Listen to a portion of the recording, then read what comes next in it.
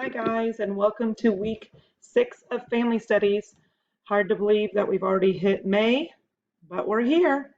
So this week the class started with getting to know people and dating, and then with our relationships and getting married, and then you get pregnant, and now we're at the point of getting this baby out. So going over different labor and delivery techniques this week, along with birth defects. So labor and delivery, which on the front of the notes, you'll see pictures of my 3 kiddos, Brigham James and McKinley Radon and Barrett Litton. So my boys look hungry with their hands going in their mouths. But labor and delivery, once again, if you ever need to do some research projects, there's lots of interesting stuff to go along with it, especially back in the day when it came to delivering a baby. This was the #1 way that women under the age of 30 died, was through childbirth. But this was before medications. This was before they realized they need to wash their hands before doing an autopsy on somebody with a disease and then going and delivering a baby. So a lot of women and babies died that way. This is before C-sections. So a lot of babies were getting trapped inside mothers because of maybe how their body was formed. They wore those corsets that changed their ribs and their hips, which caused babies to get trapped inside of them and die. So lots of different folklore and myths and interesting information about childbirth. Then you get into them. Basically, if we're in class, I'd take you through a Lamaze, class, and that's where we educate you, show you videos. That's what I do in a Lamaze class. Every hospital is going to encourage you to do these just so you and your partner know exactly what's involved and what the hospital can provide. If you are one of those women that's really scared of this process, scared of the pain, well then once again, that's where kind of the media has caused issues, because if you see them in real life or something that's not just depicted in movies, then you find out that there's not like blood going everywhere and screaming. That's not how it works. They really encourage the Lamaze because the more information you know, the more calm you will be. Because if you're freaking out and scared, that means you're tight, and that's going to be really hard for a baby to come out if you don't calm down and work through the process. So labor obviously is going to take a lot longer than delivery. Delivery will be the smallest or the shortest section of it. They always say you want to try for a natural delivery as much as possible. So talk to your parents. What methods did they use? But the more drugs that you have in your system, the harder it is on you and the baby, and the longer it could take to recover. So natural is the way to go. Talking about the different drugs that are involved, if you need them. Once again, if you're one of those that you're thinking, as soon as I get in the hospital, I'm going to be yelling for drugs, I want them right away. They won't give them to you right away because it could slow down the process of the labor or could cause your cervix not to open. And if the cervix doesn't open, the baby can't come out. So you're going to have to get to a certain point in your labor before they'll actually give you the drugs. Talking about who will deliver the baby, you can have babies at home. That's kind of coming back in popularity. Hire a midwife to deliver your baby at home. Different classes the hospitals offer. And then it goes in the different stages of labor, the 3 stages. The cervix opening, the baby being delivered, and the third one is the placenta being expelled, which once again, you might have heard of celebrities taking that placenta and putting it in pill form and consuming it because it is full of vitamins and minerals. Talking about false labor, what women go through, different drugs that they can give you to help the process along. If there's complications, working with the forceps and the vacuum. Once again, maybe ask and see what they use to get you out and why.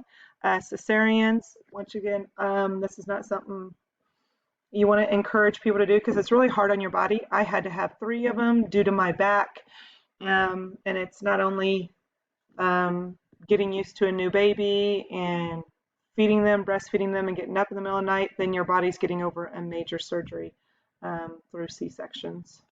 So different reasons why people have C-sections. And then it also starts talking about the newborn at birth. really seriously, I think this is where they got pictures of aliens because that's what newborns look like.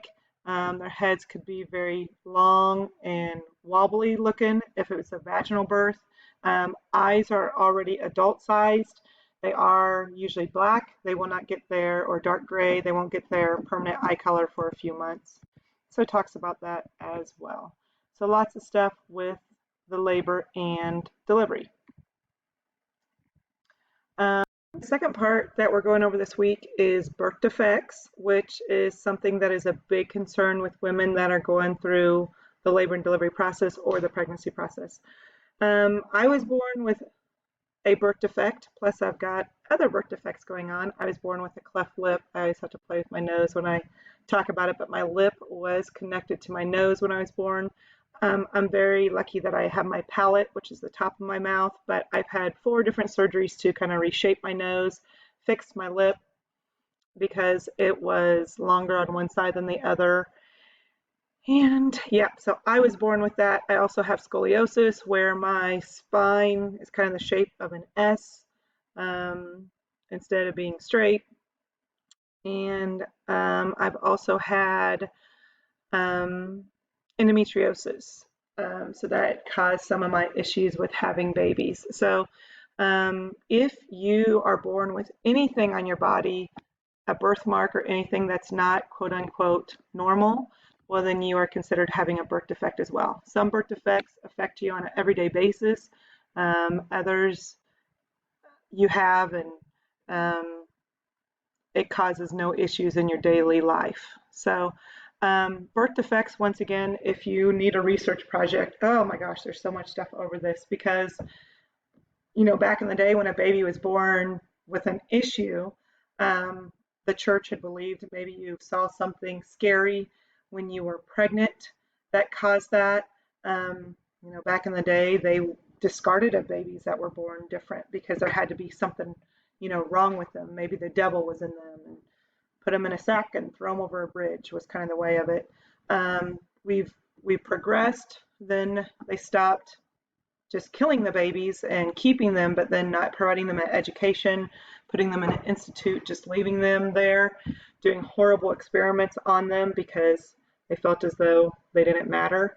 So back during the Nazi regime, when they started using like the gas chambers and stuff like that, they started that on with people that were different. Um, so we came a long ways on what they do with people that are born with special needs. So we've progressed to a good point, an even better point, and I can see things continue to get better and better and better as history goes on. But lots of different things that can cause a birth defect. Oh, my computer's down here. There we go. But it can have to do with environmental factors, meaning things in your everyday environment that you might be being exposed to. It could be due with things during your pregnancy with genetics, or it could be a combination of heredity and environment. Once again, don't forget it's not just the woman's issue or fault for birth defects. This could be due to the man's sperm, and if there was something wrong with them. Problems with the uterus, and it just keeps on going through different ones. There's so many different types of birth defects. They discover new ones every single year. Once again, remember it's so important during those first couple months of pregnancy that you really take care of yourself because that's where a lot of this can develop. And you may not even realize you're pregnant at that time. Some people choose to find out whether their child could be born with a birth defect or not. I didn't want to know. I didn't want to know if my children would have the cleft lip like I was born with because I just know myself personally, and I think if I would have known that during my pregnancy, I would have been kind of become depressed and upset that I had maybe caused that because obviously I'm a carrier of this gene since I was born with it. So I didn't want to know. Plus, I know lots of great doctors that I could get the child to my babies into if there was an issue. I just didn't want to know during my pregnancy. But that was the first question I asked once they came out. I wasn't concerned about the sex. I just wanted to know if their face was okay. So my kids were born without the cleft lip, but once again, since they inherited half of my genes, they are still a carrier of that trait it's a recessive trait for them. So if they were to have kids with somebody else that had that recessive trait, then my grandkids could be born with a cleft lip as well. That's how that works. So lots of different factors that can cause it. It goes into the environmental ones and hereditary, once again, passed along. Down syndrome is having an extra chromosome or missing a chromosome on the last pair, when then that child will be born with Down syndrome, which we're seeing a high percentage of with older women. Remember, over the age of 35, your eggs are just not as healthy as they used to be. So the probability of having a baby born with a birth defect is higher. Doesn't mean it's guaranteed, but it is higher. So you can see them through sonograms. There's other testing you can do with to check it out, whether it's I just lost my word, sorry. Going back.